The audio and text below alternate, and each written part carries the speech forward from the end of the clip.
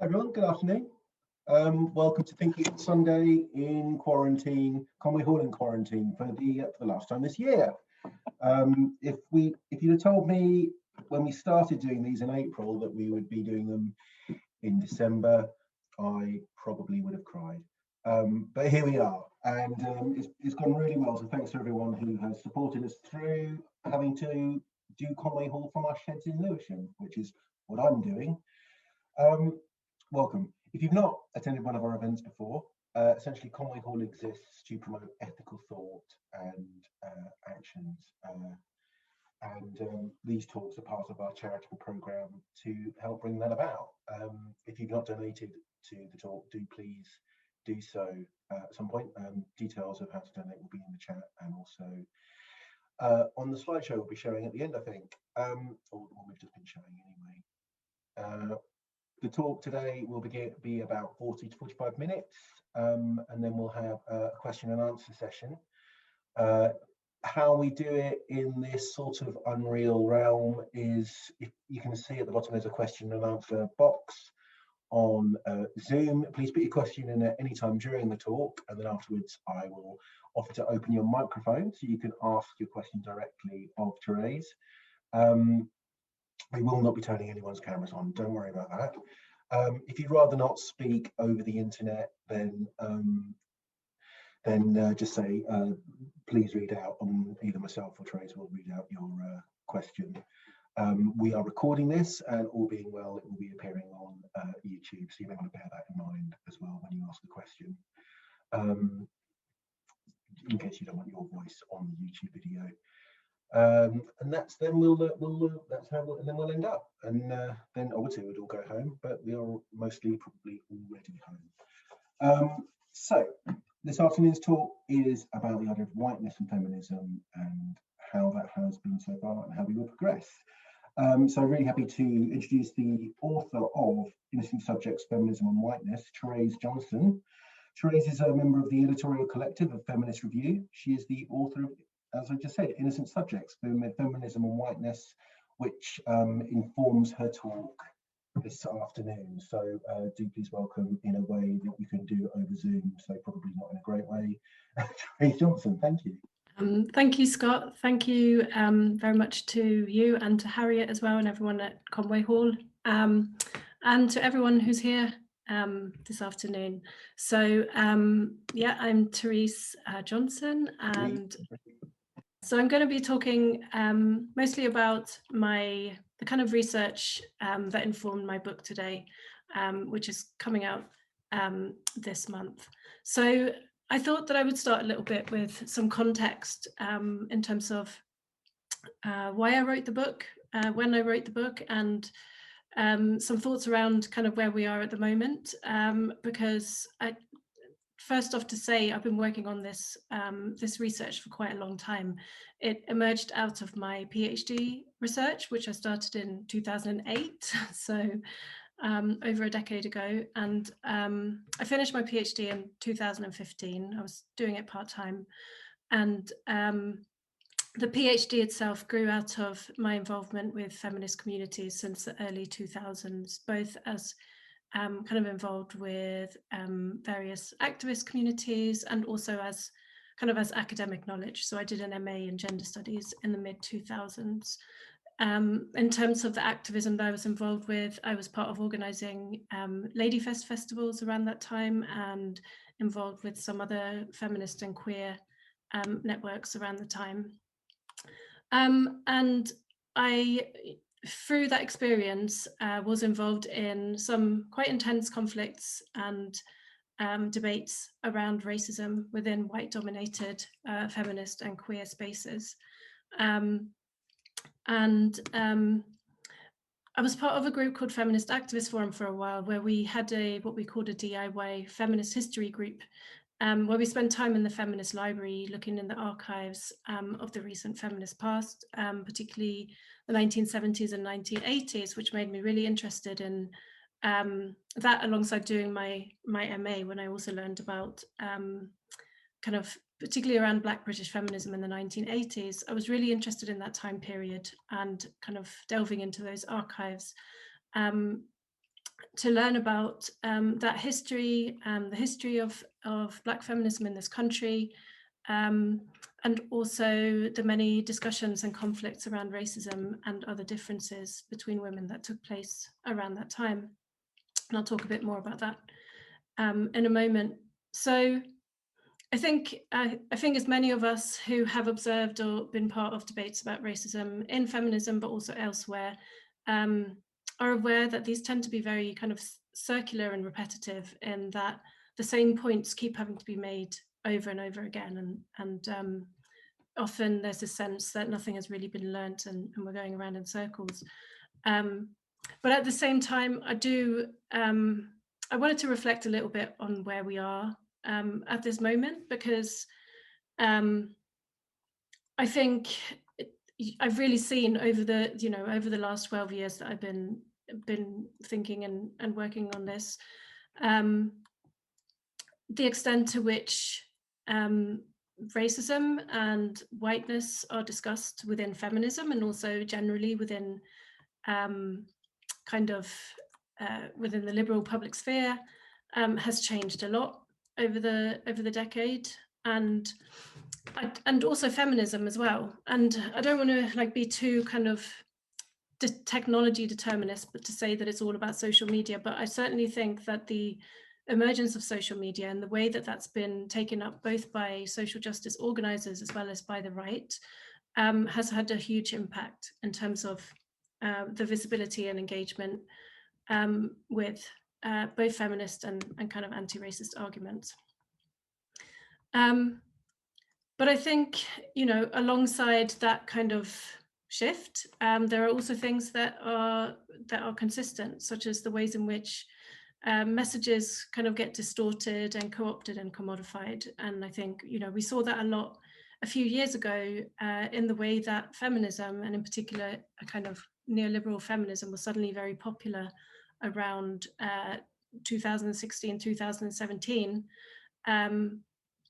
And we have seen it this year as well, in terms of how specifically the Black Lives Matter movement and anti-racist politics, how that's been taken up, kind of mainstream attempts to commodify and co-opt those politics. And of course, Black Lives Matter has been of huge significance this year, and has pushed conversations around anti-Black racism and white supremacy and whiteness into the mainstream in a unprecedented way. So it does feel quite a strange moment for my book to come out now at the end of this year, which has been so kind of heartbreaking and overwhelming in a lot of ways. Because the plan was never that this book was going to come out now. There was some delays as well. It was meant to come out in May, but it got delayed because of COVID. So yeah, it feels quite strange to have this as the moment when the book comes out, because I'm frankly not quite sure we need another book about whiteness right now, because there's quite a lot that have come out in the last few years. But yeah, I think we're also in one of those moments where we have seen this kind of upsurge in attention around racism and around white supremacy, but we're in a moment where there's a kind of danger of that receding from view again, from kind of mainstream view and mainstream attention. And I guess I'm speaking very much to white people who identify as liberal, left-wing, or progressive in some way, when I'm saying that, there's a lot of work that we need to do, and that's very urgent right now, and it's really important that we keep our attention on that. So, I think it's been a year that there's been a lot of talk about whiteness, but at the same time, in ways, white people, we can be very good at talking about, saying we need to talk about whiteness, or doing it in ways that aren't really accompanied by meaningful action, or which focuses unhelpfully on kind of white feelings, get stuck in white guilt or in defensiveness. So yeah, so that's kind of setting a little bit of the context about the talk that I'm going to give, which is focused on the specific research that I've done around how whiteness functions within feminist communities and theorizing, and some of what I have learned about how that can be resisted. So I think it's important to say clearly that my book is not an original critique of whiteness and feminism, but rather it's a response and an attempt to act on critiques of whiteness within feminism. So critiques by feminists of colour that have been made for a very long time. But I'm kind of attempting to really hear such critiques, take them seriously, engage with them, and then think about what that, how to act on them. So, from my perspective as a white feminist and, looking at kind of white dominated feminist spaces.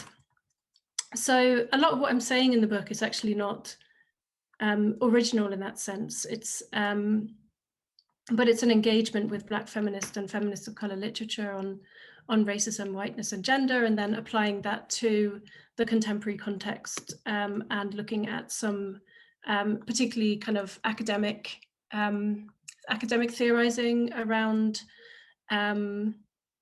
around feminism more generally, and also kind of liberal popular debates around feminism. So my work is, it's really fundamentally indebted to Black feminist analysis and radical feminists of colour. So I'll draw attention to, a few of these sources in the talk, but of course there's much more detail in the book. So so maybe Scott, if you could move to the next slide, please. Thank you. So when the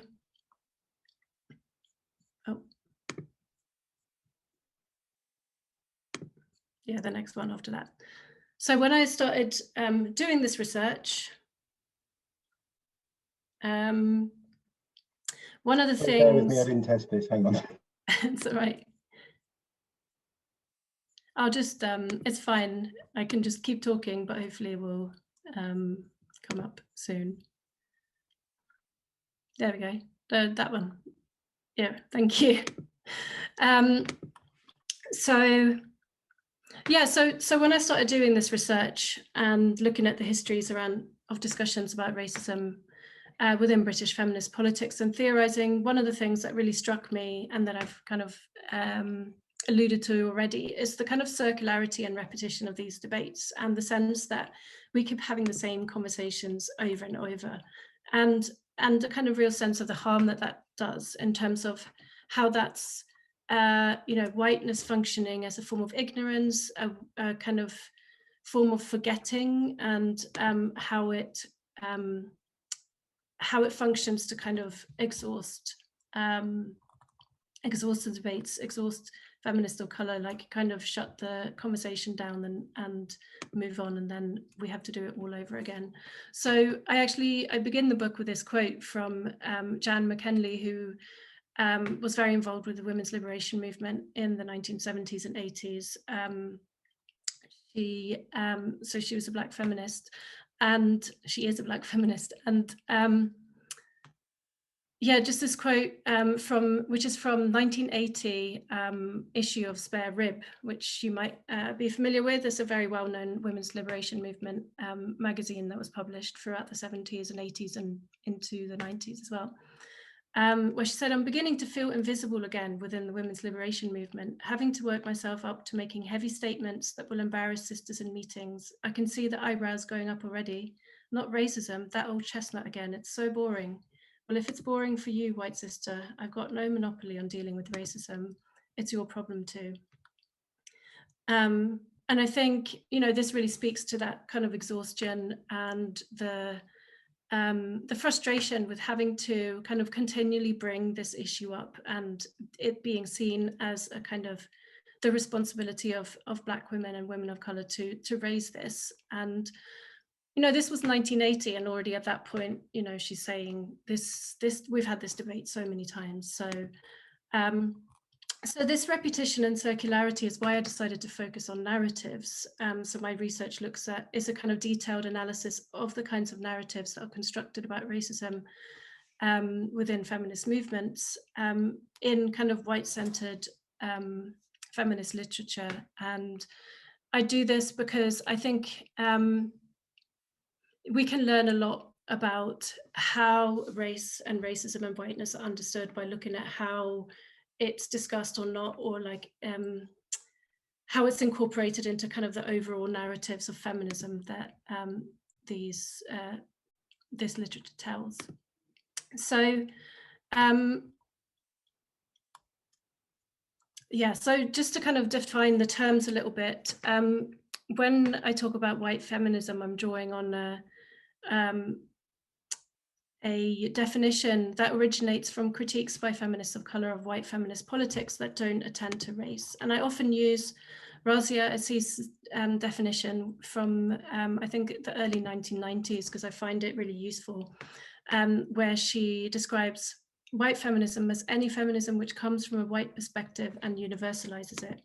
And it subsists through a failure to consider both the wider social and political context of power in which feminist utterances and actions take place, and the ability of feminism to influence that context. So I think this is really useful because it really highlights how this is not some kind of essentialist idea that, you know, white feminism is anything that white feminists do, but rather it's about a theoretical and political perspective which anyone can promote or disrupt. So, you know, not all white feminists have to espouse a white feminism, and equally, you don't necessarily need to be white to espouse a white feminism. And I think, obviously, this is really important distinction because it means that white feminism can be dismantled. And it's often a term that's used to identify a kind of narrow, liberal, gender-only lens to women's equality, you know, often framed specifically around that language of equality with men. But in the literature and the sources that I look at in my research, a lot of the more kind of contemporary literature, there is a more sophisticated analysis, which, you know, has emerged as a result of anti-racist critiques, and with the development of concepts such as intersectionality. So there isn't that same kind of complete erasure or complete lack of awareness around race usually. So therefore I write more about a white-centered feminism. So I'm called white-centered feminism is a feminism that is kind of positions itself as knowledgeable about race and difference, and as having taken anti-racist critiques on board. And so in different ways, and it varies, of course, how much, to what extent this is done, but it incorporates an awareness of racial difference and an acknowledgement of women of color's work and experiences. But it still centers white women as the normative and central subjects of feminism. And I think it is worth saying as well, and you can move to the next slide, please, Scott, that in talking about the dominance of white and white-centered feminisms, it's important not to kind of over-determine their dominance, as this does a disservice to feminists of color and to feminisms of color and their significance and influence, and, you know, struggles over analytical frameworks and the priorities between differently positioned women have been continuous features of feminist politics in Britain and elsewhere. And I think it's also really important to be clear that that Black feminisms and women of colour's thought and activism comes from a lot of different trajectories, have been shaped by many different roots, contexts and motivations. There's often a kind of, within kind of white-centered understandings, there's this misunderstanding or reduction of Black feminism as somehow a response to white feminism. But I think that's why I put up this quote from Ekwogo Emejulu and Francesca Sobanda, who write that Black women have always been leaders of women's liberation. Black feminism is in no way an afterthought or a derivative of white feminism, but rather a radical praxis for the liberation of everyone, starting with Black women. So I emphasize this explicitly in order to just to say that while my work focuses and dissects the whiteness which dominates certain sites of feminism, this whiteness shouldn't be assumed to be kind of overly determining of feminist politics or theory as a whole. And at the same time, there's no denying that whiteness does remain structurally dominant, particularly within kind of well-resourced and powerful institutions, such as in feminist academia and in popular publishing and the liberal press. So that's kind of where I focus my analysis.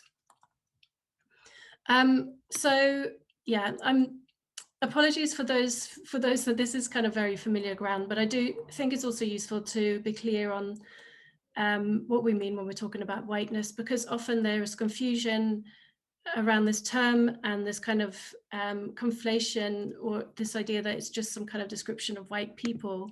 But it's similar to like the distinction that I just discussed between white feminism and white feminists.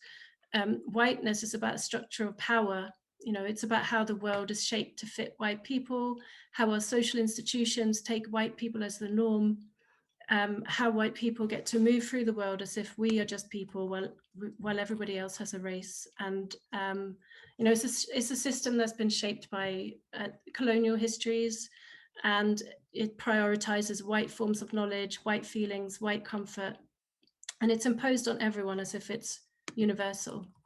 And if you could go to the next slide, please.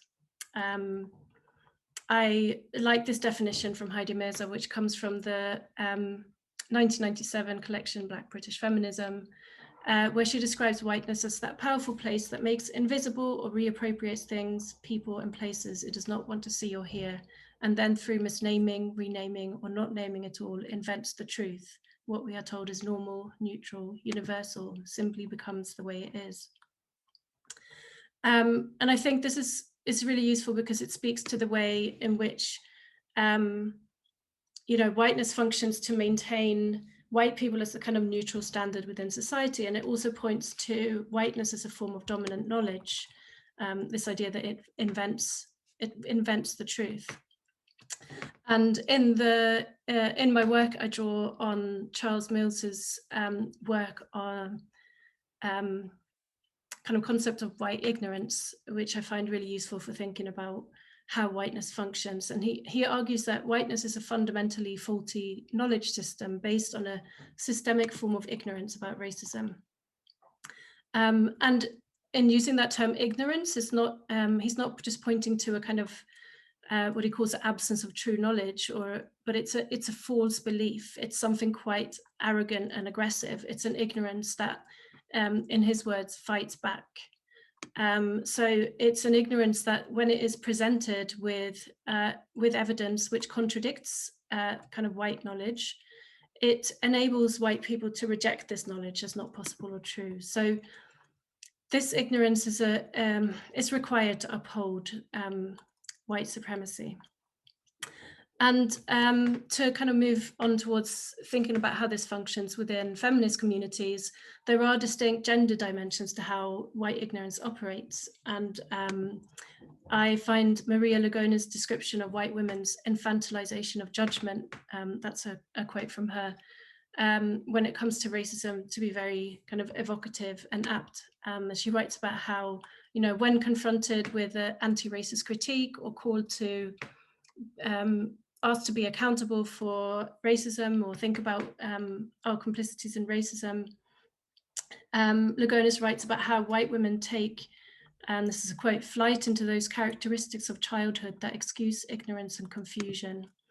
And as Lugonis then points out, this isn't, you know, this is not innocent in any way. It's actually a form of racism because it shields white women from having to be accountable for racism, to say that, oh, I just don't have the capacity, I don't understand, like basically refusing to be held accountable for complicity in racism.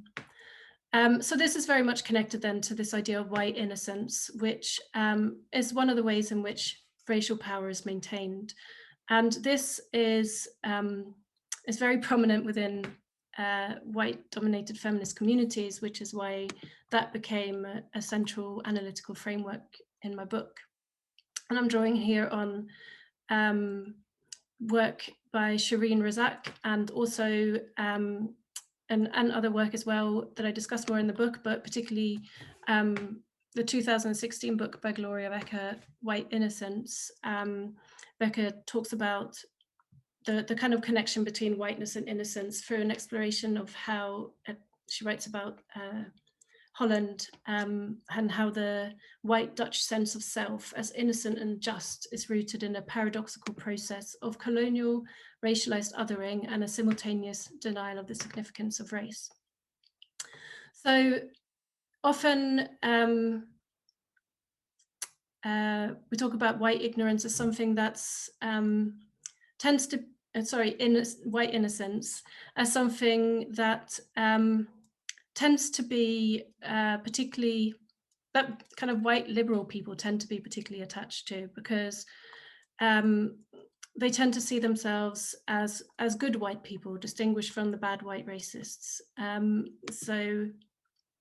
And that functions a lot within feminism as a kind of politics that's generally committed to kind of social justice and progressive ends, and wanting to end different forms of oppression. Feminist communities have a particularly deep investment in being good, quote unquote. And in her work, Vecca, when she writes about white feminist academics, she writes how they tend to respond to frank discussions about race with anxiety, fear, avoidance, and feelings of guilt. And this is something that there's a really brilliant article by Sarita Shrivastava from 2005, I think, based on research with Canadian feminist organizations called "You're Calling Me a Racist!"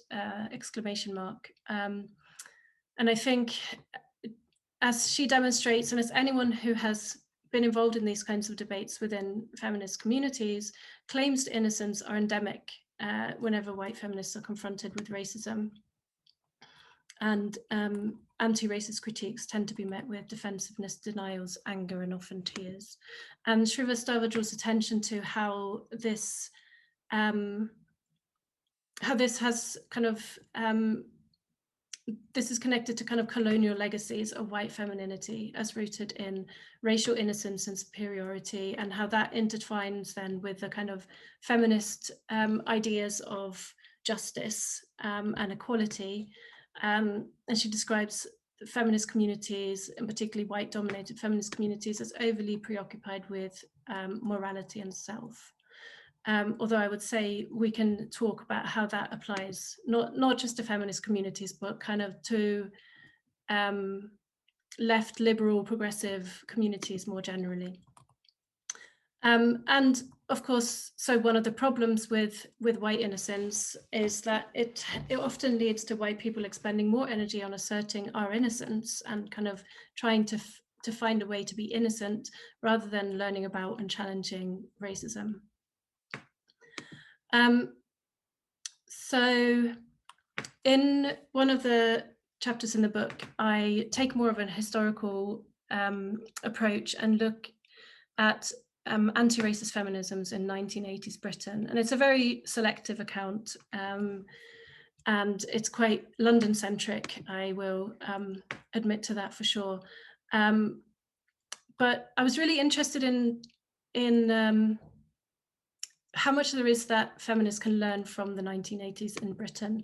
When I mentioned at the start, spending time in the archives in the Feminist Library and the Women's Library and so on, there were so many discussions about racism. There was so much activism that was really starting to think about like building solidarities across race and taking race seriously within feminism. But actually within dominant accounts, this period is often narrated as a period of decline within white-centered feminist histories. Because the women's liberation movement, which was a very white-dominated movement, had its kind of heyday in the 1970s. And so the 80s are often described as like a period of decline of British feminism, but actually what that erases is a lot of Black feminist histories, a lot of coalitional work, a lot of kind of exciting, important anti-racist feminist work that took place in that time. And that was really the period of emergence of Black British feminism as an intellectual project, which there's of course much longer histories of Black women and Asian women's activism in Britain, and kind of histories of anti-colonial, anti-racist movements before that. But it was in the kind of late 70s, early 80s that you get a kind of self-named Black British feminist project. And if you could move to the next slide, please. There are a number of very influential texts that were published in the early 1980s, such as Hazel Carby's White Woman Listen, Black Feminism and the Boundaries of Sisterhood, and also Valerie Amos and Pratibha Parma's Challenging Imperial Feminism, which both set out to define Black British feminism, define kind of Black feminist priorities in the British context. And they also, as you can tell by their titles,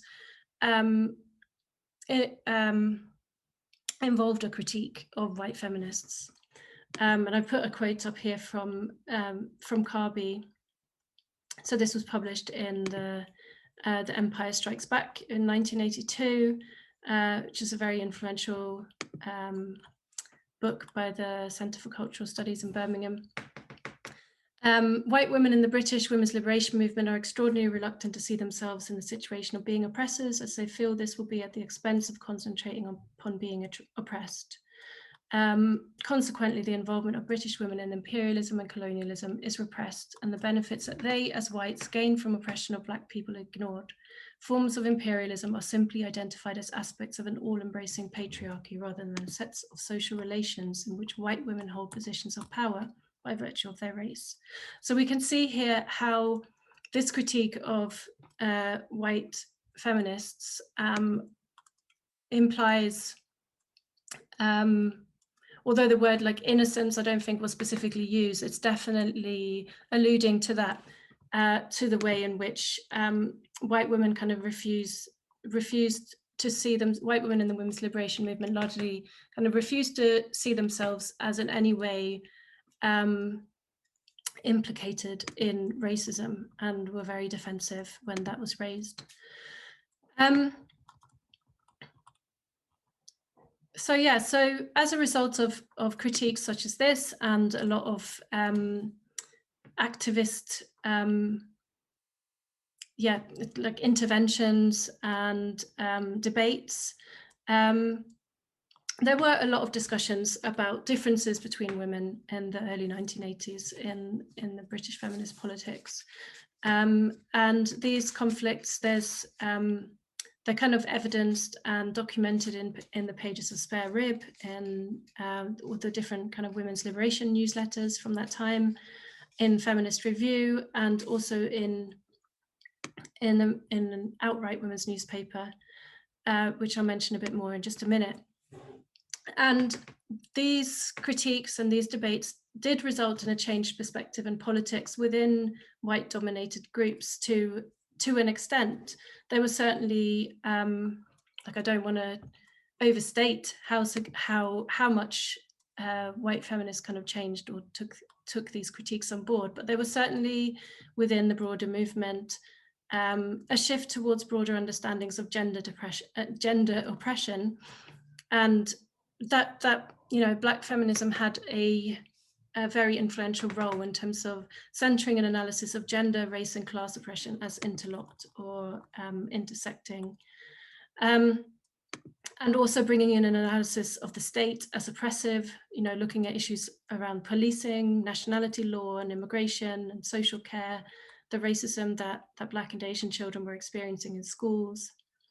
And if you could go to the next slide, I just put up some pictures from Outright Women's newspaper, which is something I write about more in the book as an example of an anti-racist feminist project where women of color and white women work together. And this was a newspaper which was published monthly between 1982 and 1988 by a multiracial collective of women with an anti-imperialist, anti-racist, anti-capitalist stance, also coupled with a kind of radical feminist politics. So it was really groundbreaking in that time and played a significant role in carving out space for this kind of coalitional work between feminists of color and white feminists, which was crucial to the development of broad-based anti-racist feminist politics.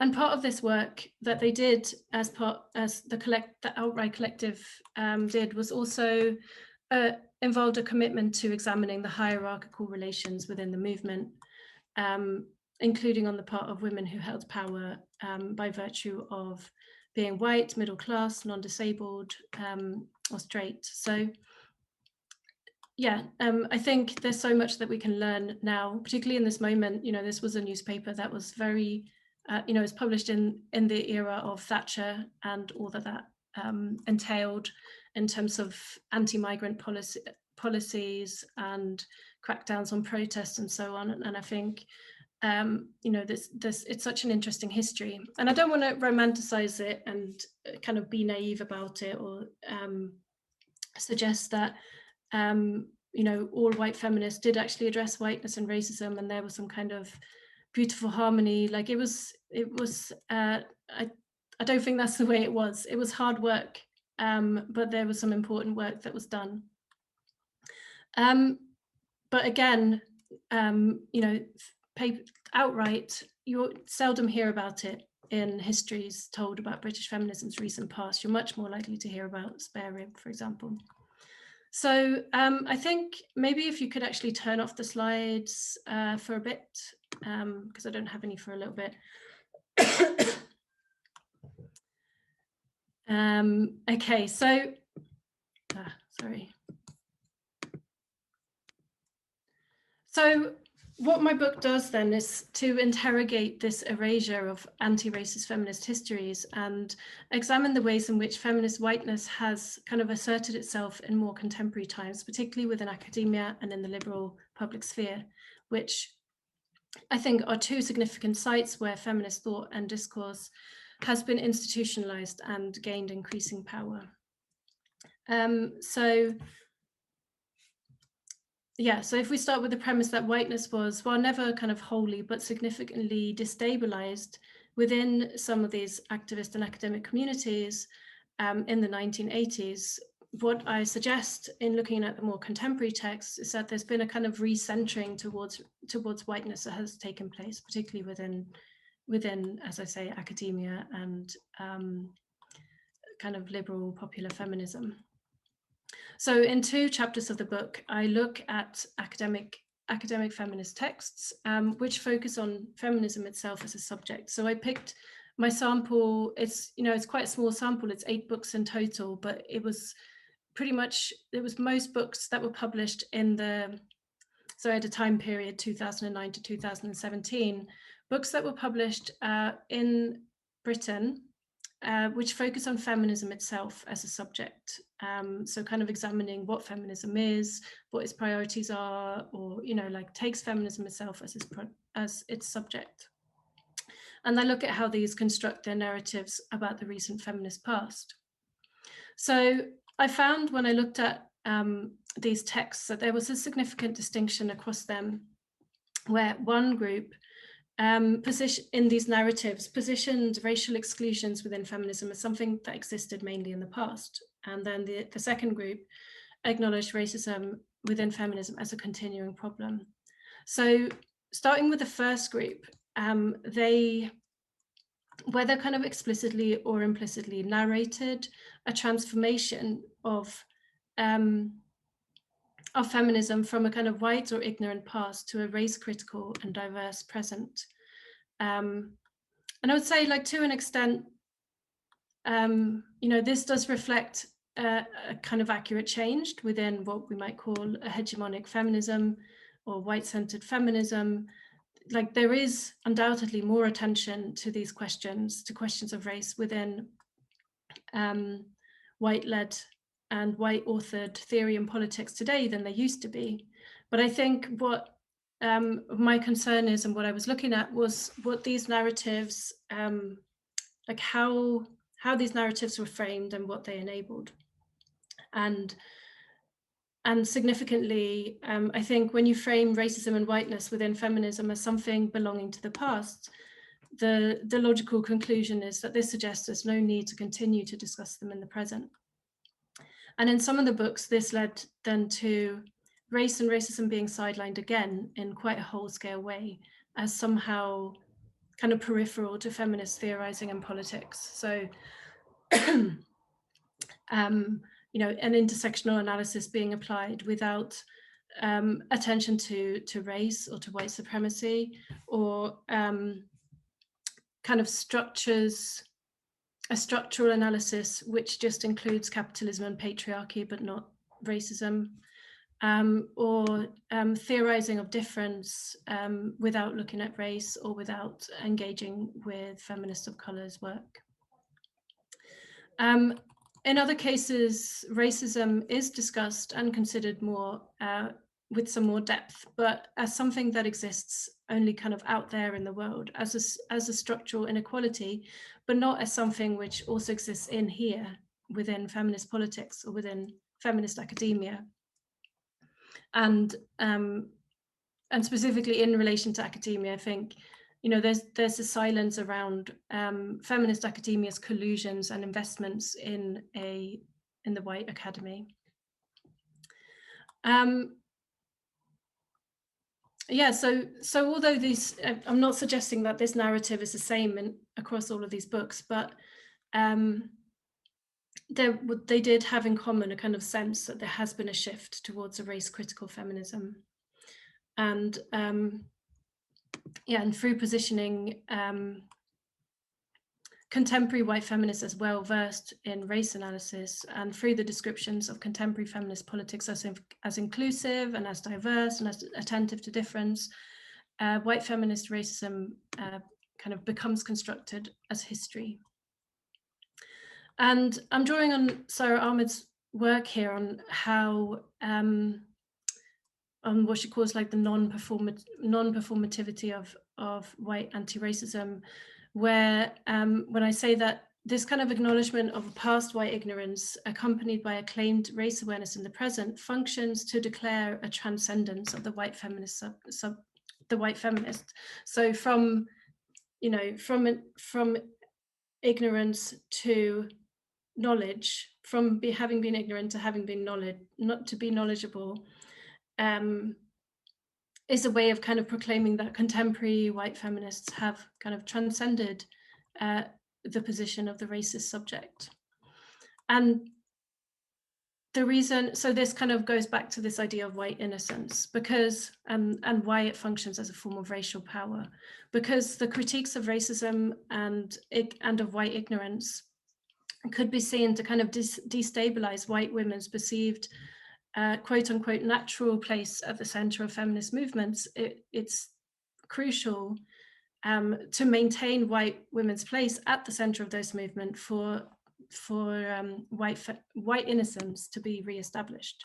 So this is, I argue, where we see a kind of constant push to move on from confronting evidence of racism and whiteness, something which continues to exist within feminist theorizing and politics. And then in the books that do look at, who do see race and whiteness as important issues, and that kind of do give substantial attention to racism and women of color's marginalization within feminism.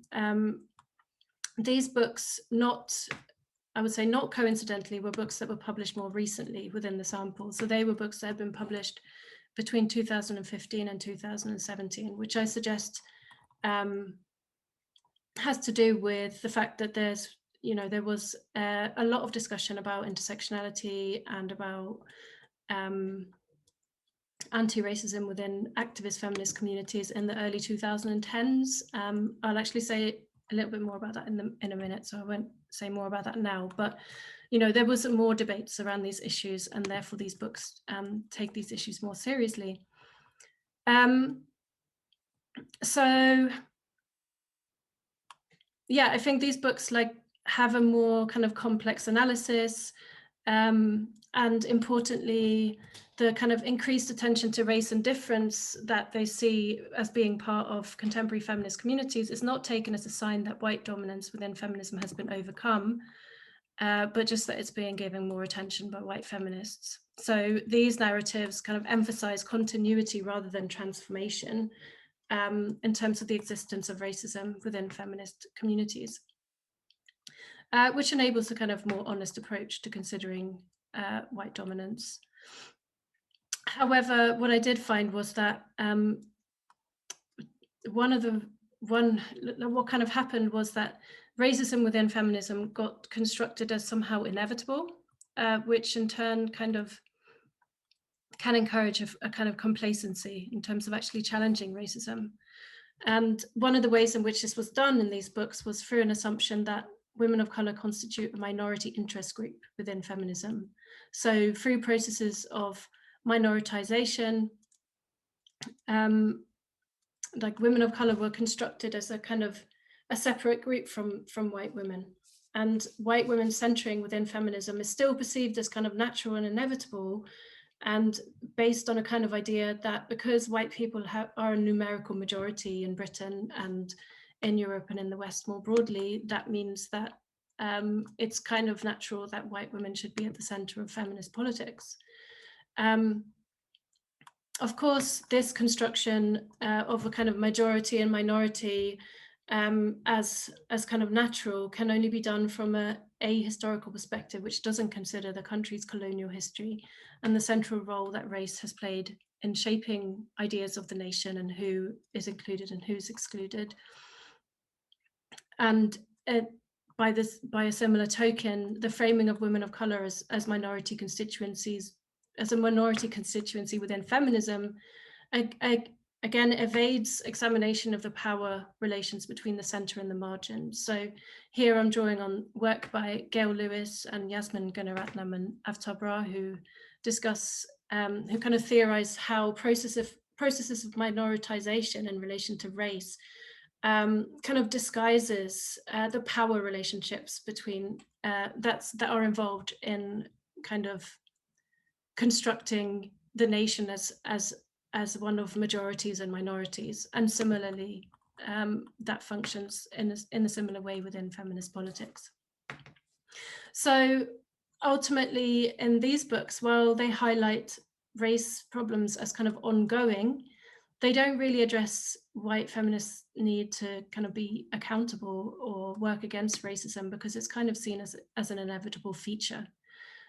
So women of color are discussed as facing additional barriers and issues to those faced by white women, but it doesn't really, these narratives don't really address white women's roles in perpetuating racism.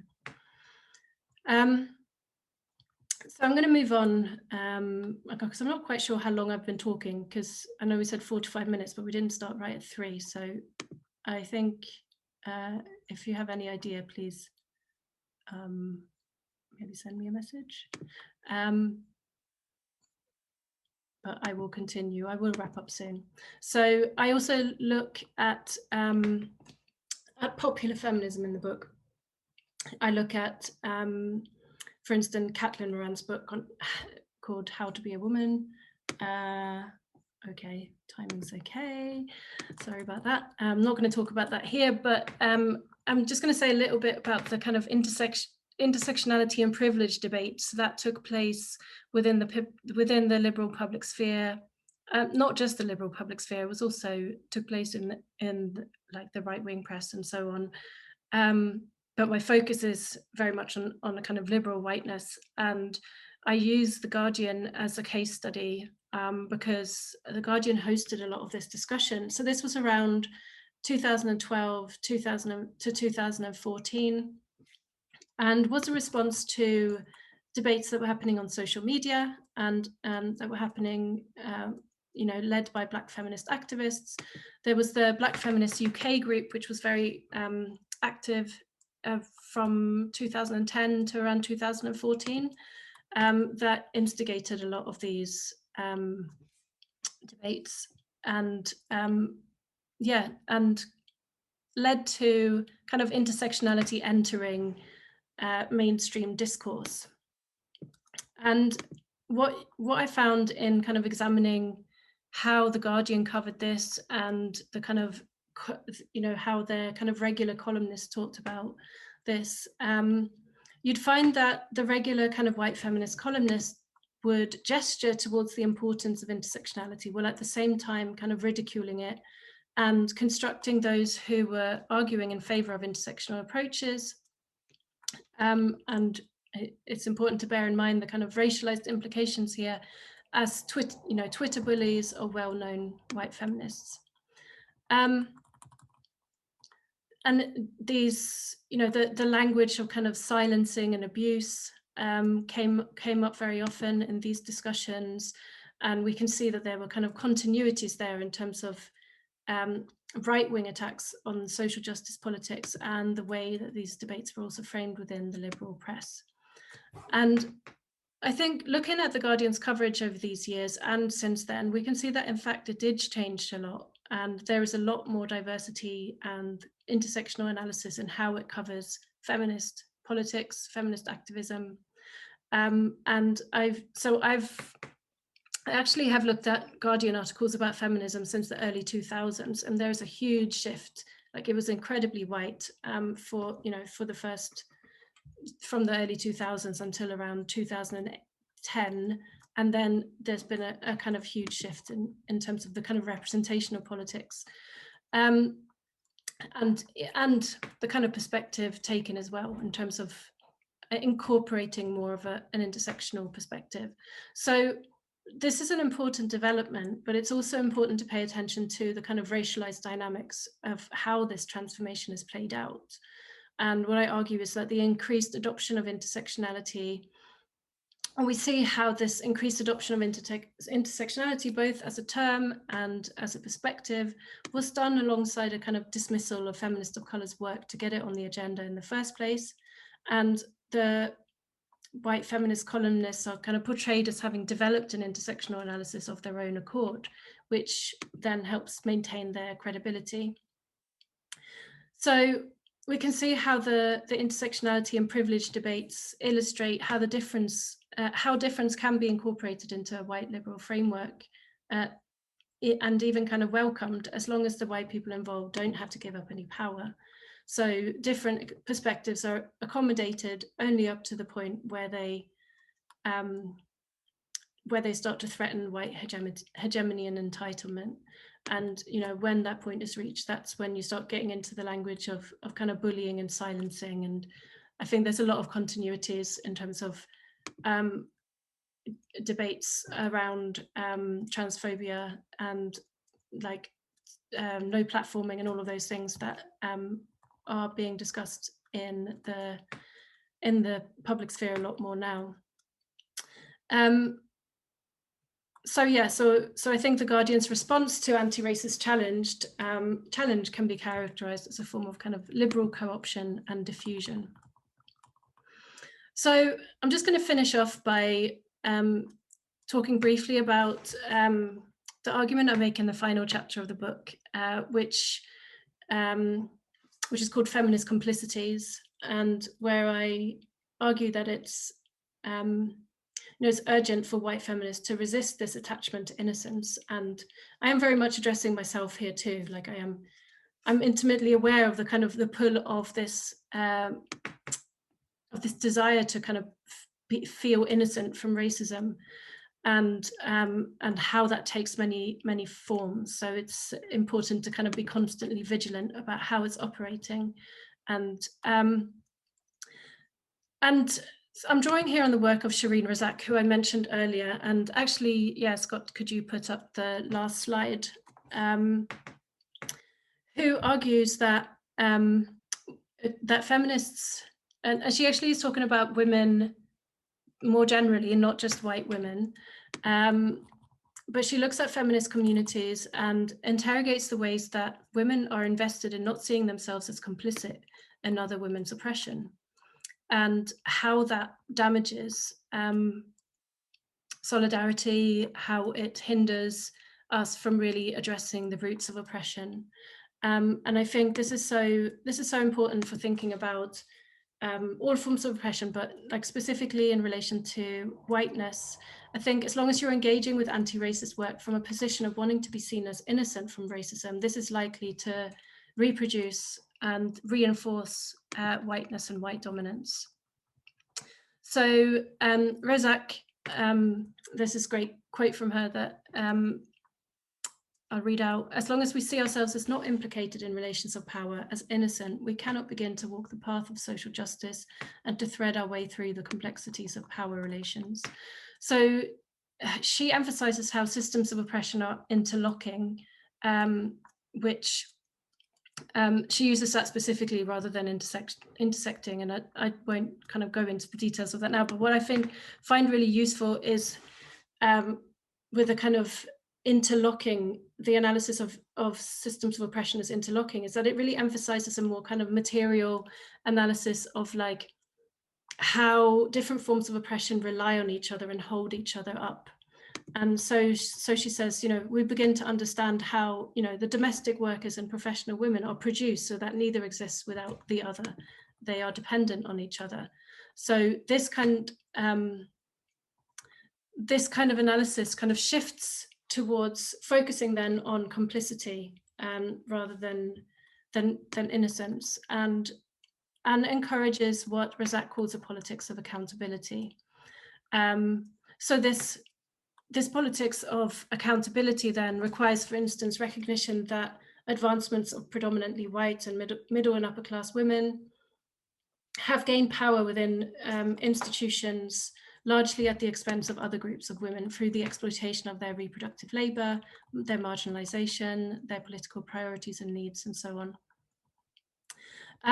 And I think just to bring in one other scholar very briefly, I really find Barbara Applebaum's work on white complicity really useful, because she says we need to shift out of this dynamic. You know, when often people think that when we talk about complicity, we're talking about white guilt, which is not actually the same thing, because you're then stuck still in the same dichotomy of like, am I innocent, am I guilty? But actually focusing on complicity helps to shift the question, and this is from Barbara Applebaum, from what can I do to what needs to be done, and that's a much more useful starting place for thinking about the work you need to do to kind of address the ways that we're complicit in each other's oppression. So yeah, so I'm really arguing that that white feminists must lose their investments in racial innocence, and that an important part of this is to kind of resist this constant kind of attempt to move on from anti-racist critiques, the erasure of anti-racist critiques from feminist histories. Instead, it's crucial that we attend to them closely to understand our complicities in structural racism, yeah, including how discourses of white innocence function to maintain white racial power, and how these actually obstruct genuine engagement and commitment to anti-racist work. And I think, yeah, the very last thing I'm going to say is that I want to bring it back to kind of this moment, and maybe to kind of emphasize the harms of liberal whiteness, because sometimes often a kind of critique of this kind of work is that, you know, it's misguided, or I'm focusing on trivial issues, or that the critiques are misdirected, you know, because these are not the kind of real racists. But I think the extent to which whiteness really this kind of liberal whiteness, this kind of liberal white ignorance destroys the possibilities of solidarity, can't be underestimated, and destroys the possibility of building coalitions and solidarity across difference. And, you know, the way that it kind of stops white people from really understanding how racism functions, you know, the harm that's done in kind of destroying trust, the lack of empathy and understanding, the kind of slow crush of everyday racism, you know, the impact that has really, really can't be underestimated. And I think, you know, particularly in this moment that we're in, like we're in this, you know, racial pandemic, climate, capitalist crisis, like it's a really hard time, and the stakes are really, really high. And we really need to build broad-based anti-racist, anti-capitalist, feminist and disability justice coalitions. And the only way we can do that is through a kind of continuous attention to interlocking oppressions and how we are complicit in each other's oppression, including within our own political communities. And that's how we build real and kind of sustainable solidarities across difference. So that is all I'm going to say about that. And I hope I didn't talk for too long. Thanks, Terese. That was fascinating and inspiring. We do have one question from Eleanor Murray, who I'm going to attempt to get to ask in person. Otherwise, I can read her question out if they're not willing to. Okay, so what Eleanor's question is earlier you mentioned social media. Do you have any thoughts on Florence Given's book and Idira Egeru's, apologies for mispronouncing that, I've never heard them, comments? Is it right for white women to write books on intersectional or black feminism, or is it better to pass the mic? I think you answered that a lot in your talk, but I think maybe just to answer the question directly might be useful, perhaps. Yeah, and I'm going to sound very ignorant now, but I'm not actually, I don't actually know the particular comments. I don't actually spend that much time on social media anymore because yeah, it's not good for my mental health. But I think in terms of the question of, is it right for white women to write books on intersectional or black feminism, or is it better to pass the mic? Well, yeah, I mean, I guess taking it back to like my own work and my own thoughts on this, I think that I didn't want to write a book about black feminism, and I'm really clear that what my book is not a book about black feminism, it's a book about whiteness, but I'm doing that through engaging with black feminist thought, and it's fundamentally kind of indebted to black feminist thought. And so I think what's important is for white women to understand how, to focus on how we need to talk about race, and we need to talk about intersectionality, and we need to talk about interlocking oppressions. But we do that from our position as white women. And, that is our work. Our work is to kind of dismantle whiteness and white supremacy and play our part in that kind of, the untangling of those interlocking oppressions. But I think, there's a long history of white feminists kind of, or not just white feminists, but white people, like academia, anthropology, like all the colonial histories of white people kind of going out and studying people of color, and like in a very problematic way, which is very colonial. And of course, like, I don't think that's useful at all. So I think, like, in terms of black feminism, black feminists need to write those stories and write those histories. But that's not the same as saying that white feminists shouldn't read those and learn from those and engage with them and use that knowledge to kind of inform how we what our work is in terms of ending racism. That's kind of yes. Beth Charlie has put a comment in the chat. I was wondering, Beth, if you'd like to share that with us, if you would. Otherwise, I'll read it out. But it's better for people to speak in their own voices, I think. But I can share that with everyone if otherwise. Okay, I'll try. I wrote, I appreciate the difference between intersectionality and interlocking. I'm holding so much grief that everyday ableism is being missed so much, and the impact that has, and barriers to access. Why is there not much energy being used to address everyday ableism, especially in feminist circles? And I also want to add on about being mixed race. It's taken me until this year to actually realise that being mixed race isn't an absence of, or isn't taking a bit of this and a bit of that. It's a cogent, concrete category within itself. But because of discourses like this that you address,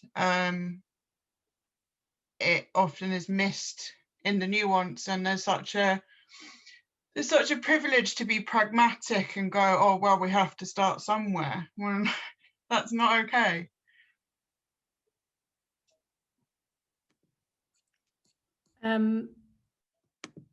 Sorry, with the last point about it's not okay, when you say about being pragmatic, sorry, I'm not sure I fully understood the point. I don't want to.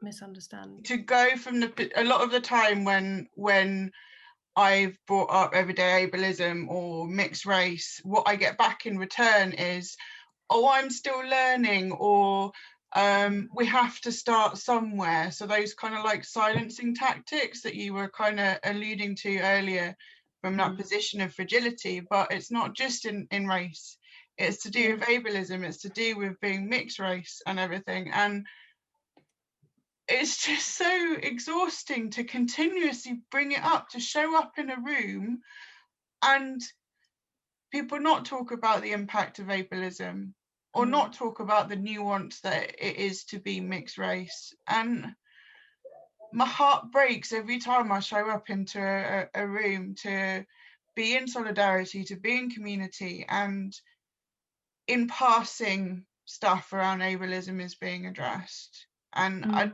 I just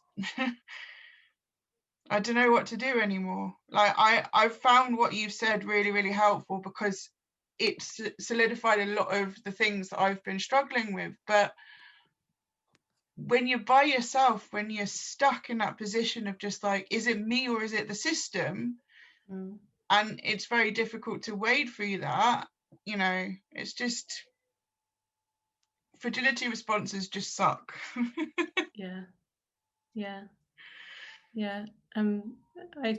Thank you for saying that. And I'm sorry that you keep having to say that, and I can hear the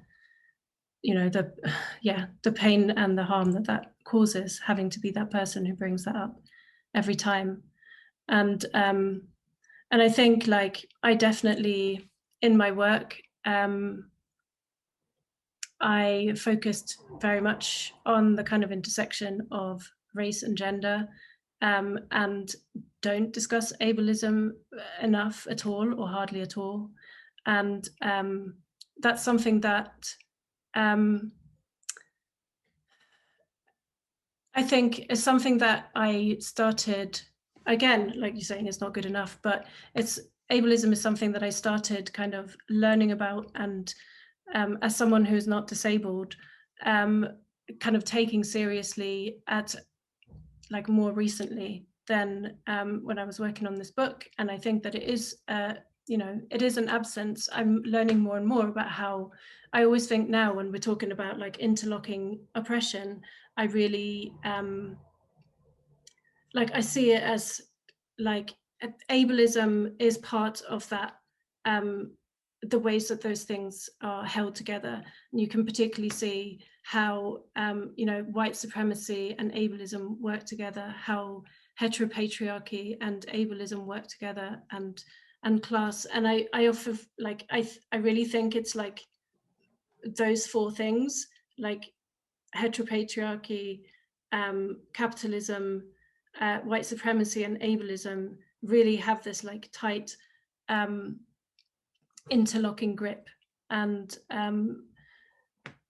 I think it is something that I think a lot more now than I used to do, and that is due to my ignorance around ableism and disability.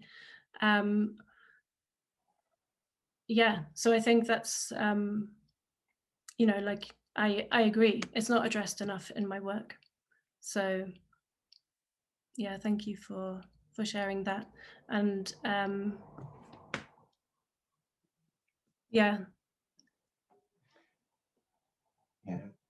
Thanks, Terese. So Stephen has asked us to read out this question, which is, if the liberal media such as The Guardian are diffusing the issue, what would you like to see them doing? So this is obviously on the end part of your talk, when you're talking about how The Guardian has sort of picked up intersectionality, and you felt they were diffusing the subject rather than really embracing it, I think. So how do you think they should be doing it? Yeah, I mean, I think one of the things is how is looking at the actual structures of power within The Guardian, or like the institution, in terms of like who has power, and like who are the kind of regular columnists and so on. And I think that has shifted somewhat. So I'm not entirely, like I said, like I think that is important and representation is important, but I think the kind of in a way, like The Guardian it's a liberal newspaper, like it's always going to be within that kind of framework of liberalism, which I think like in and of itself is going to kind of diffuse and appropriate in a sense. So yeah, so I don't have an answer for like what The Guardian should do. I think like, yeah, there are always kind of the what's it called, the material questions about like who has power within an institution, who is making the decisions, like what is the kind of, you know, the gender and race dynamics of that, and class and disability as well. And like those are the kinds of questions that need to be asked. But I think what's often not kind of acknowledged within liberal debate, there's very much this idea that like freedom of speech, and like if people have a chance to like if people write in The Guardian, you know, like everyone has freedom of speech and everyone is heard equally. But what we know is that actually that's not actually true in terms of how people are heard, and that that race and class and gender and disability, like they inform also how people are heard. So it's not this kind of like neutral public sphere that is you know, this idealized public sphere that's often kind of alluded to in these discussions. Okay, the next question is Faith Taylor, who I think has got their microphone live. Yeah, can you hear me? You can. Oh, great. Thanks so much, Terese, for this amazing talk. I just wanted to ask whether you think that that kind of a solidarity-based or coalition-building feminism could be built through a renewed focus on challenging and resisting capitalism as a form or an expression of empire. And so what your thoughts are on anti-capitalism as something that could, you know, invigorate, perhaps reinvigorate those movements that have been, you know, I don't know, hindered or thwarted by this obsession with proving, white innocence. Mm. Yeah, I mean, I think that's definitely like a key part of the struggle, and like that's we see that so clearly in pandemic times, and you know, with austerity and all of that, like how central capitalism is to all of these other oppressions in terms of like who gets to live or die essentially. And but I think like, you know, the kind of decolonial arguments and so on, like I always see kind of anti-capitalism as kind of part and parcel of like the fight against white supremacy, because like the history of capitalism is the history of white supremacy, right. You know, like racial capitalism, like the whole like colonial world system was built because of capitalism. Like they're so completely intertwined that I think like anti-racist movements need to be anti-capitalist, and that's why I think and feminist movements, and that's why again like I like to go on about Outright, because I think that they really did bring together all those different strands and were like unashamedly anti-capitalist. And I think that definitely needs to be like, that is definitely like a central strand of that of the interlocking oppressions. And thanks. Great, thanks. Thank you for your question. Okay, HJ Emma has a question. It's about people like Jessica Krug. So let's see if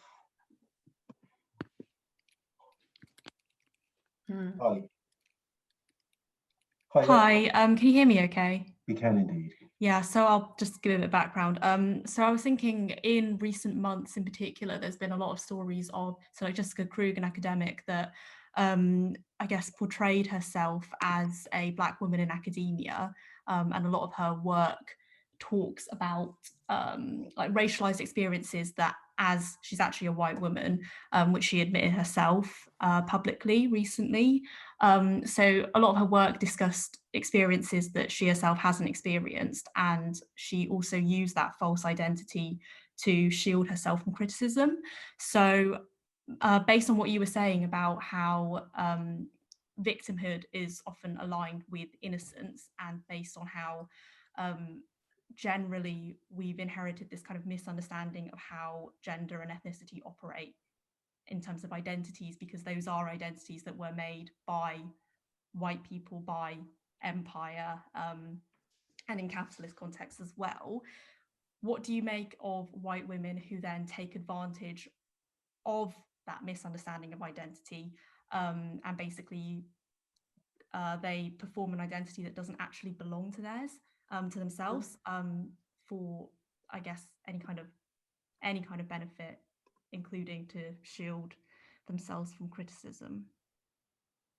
Yeah, I mean, I think in a way you've kind of presented an analysis there, and I would agree with that. And I think, like, obviously it's like it's a kind of extreme form of innocence to actually like completely deny that, you know, like to take on a Black identity and the violence of that, and like, and kind of benefiting from that as well. I think you're right, like that is connected to this kind of inability to actually to be held accountable for racism, or to like yeah, to do that work. To be honest, like I just agree with what you said, and I don't have that much more to say about it. Okay. So the next person, I think it's Erin Torrell. Just going to unmute your microphone. Hi, thank you so much. Can you hear me? Thank you so much for your fantastic talk. I was just wondering about you were saying that you used The Guardian as a case study between 2010 and 2014 to understand liberal feminism. And I was wondering if you could discuss and share what methods or methodologies you used to perform that analysis, and how you recorded your observations. How did you assess the accumulation of sort of data and observations you made over time? Yeah, so I basically like did a search for all the articles that that were about, like, that mentioned feminism, and like obviously there was a lot of articles that mentioned feminism but that weren't necessarily about feminism so much. So I kind of like narrowed it down to articles that kind of, again, similar to what I used for the book, that I used when I analysed the books, like articles that took feminism itself as a subject, or were kind of focused on feminist activists or so on. And I used a kind of critical discourse analysis in terms of like asking particular questions, making notes on each of the articles, and kind of thinking about how they, you know, how race was discussed, how intersectionality was framed, what kind of words were used, and so on. And yeah, so that's the kind of basis of, like, I made notes on each of the articles, and then from that, yeah, kind of extrapolated an analysis from that in terms of how that shifted over time. Okay. Thank you. Thank you. So we have another question that could go live. Regular attendee, anonymous attendee has asked, I was wondering, who do you see as your target readership being? Who you are trying to be in conversation with your book? Also, what is your book called again, and who published it? I don't ask that, but I'm just asking you. The book is called White Innocence, no, it's not, sorry. It's called Innocent Subjects, Feminism and Whiteness, and it's published with Pluto Press. And Yeah, it's a good question. And I think, you know, as I write in the book, like I didn't, like, because what I'm saying is not new in a sense, like it's a response to critiques, and it's a response to the kind of repetitive nature of these debates. Like I think that for a lot of feminists of color, like reading this is not going to be like really revelatory necessarily. And I think, you know, in that sense, like, yes, I am speaking more to white feminists, but I also was hoping that in, you know, like that I'm not just speaking to white feminists, in that it's also about like presenting an analysis of like where we are now, and what the kind of, what some of the particular like issues are now in terms of like contemporary feminist discourse, and kind of laying that out, and hopefully like that can be used and be built upon in kind of anti-racist feminist thinking. So yeah. Okay, Alexandra Brown has asked 3 questions. I've asked her, because we are getting quite near the end of the event, to ask our first question first, and then we'll see how we're doing for time with the other 2. So, hello, Alexandra. Hi, can you hear me? Yeah. Excellent. All right. Firstly, thank you for your presentation. Very insightful. The first question I wish to ask was, how do other white feminists respond to your anti-racist stance? Your rhetoric very much reminded me of a paper that I read that argued that until feminists acknowledge their complicity in racism, it will continue to act as white supremacy in heels. Sorry, go for it. Yeah. I mean, I think I've had different responses. I think because I was writing this while I was still working in academia, and I was like presenting on this a few years ago, on some of this research a few years ago, and I haven't actually like presented on it for a long time. But like when I went to conferences and things like that, I think that I had there was kind of like a variety of different responses. But I think actually one of the things that I noticed is that that white feminists were quite receptive to me making this argument. And I think that's also like, you know, we need to think critically about this. And this is like part of the reason why I was doing this work was just like, because it is important for white feminists to do this work. And, you know, it's exhausting work for feminists of color, and it shouldn't be down to them to have to do this all the time. But also like white feminists may be more receptive to hear it from me than from women of color. And that's like, that's obviously a function of racism and whiteness, but it's also true. And I think I've seen that because like, I've had quite kind of positive responses, and a lot of people saying like, oh, this is really important work, I really need to like think about this. And, you know, like not maybe like the same defensiveness that that comes up when feminists of color make that argument. Yeah. Thank you. Okay, thanks, Alexandra. We will may come back to you shortly. We do have a couple of people who want to ask a question. In fact, Adriana has just put her question in, and I've seen it in the chat already. So I'm going to unmute you. Are you there, Adriana? Yes. Hi. Thank you. Thank you. I just thank you for the talk, and thank you for the opportunity. You mentioned something about the circularity of some of the activity that feminists have somehow got trapped into, and I wonder whether you have any strategy for coming out of that circularity so that we can help each other, and perhaps having the transformation that you mentioned as a possible outcome. I hope this makes sense. Yeah, I mean, yeah, thank you. I think partly the circularity and the repetition comes from this like constant kind of moving on, or this idea that kind of critique or conflict or difficulty is somehow kind of like something to kind of be brushed under the carpet, or something that's kind of like not useful for kind of developing our politics. But actually I think that, you know, critique and conflict and difficult conversations is often where real change starts to come from. And actually one of the challenges is to be able to stay in those conversations and to kind of slow down and not move on, and actually learn everything that there is to learn from that moment in order to like not repeat that later on, or repeat that harm another time.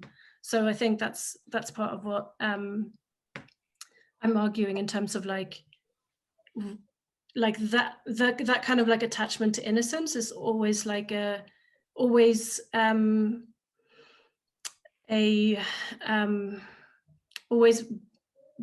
leads to a kind of desire to move away from that space of difficulty. And actually for white feminists, I'm talking about like well, yeah, we need to stay and learn from those moments, and actually have those difficult conversations and sit in that failure and then like learn from it.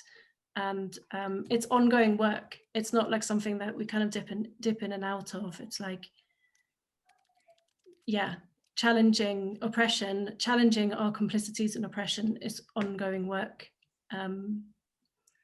Yeah, thank you. Thank you. How should we do? Should we wrap it up there, Terese? Do you think? Or are you? Yeah, I think, unless there's like, are there any questions that weren't answered? Or Alexandra's got another question or two. Yeah. Let's go back to her. Okay. Then we'll call it an afternoon. Okay. Thanks, everyone. So my second question is, please could you speak more on the difference between intersectionality and interlocking? Yeah, sure. This is something that I like. Often these terms are used kind of to mean sort of the same thing. And, you know, like, I think often like the Conway River Collective, who originally used that term interlocking oppressions in the early 1970s, are seen as like a forerunners to kind of, that's a forerunner to intersectional theory. And of course, in many ways it is, but what I really like about the kind of interlocking,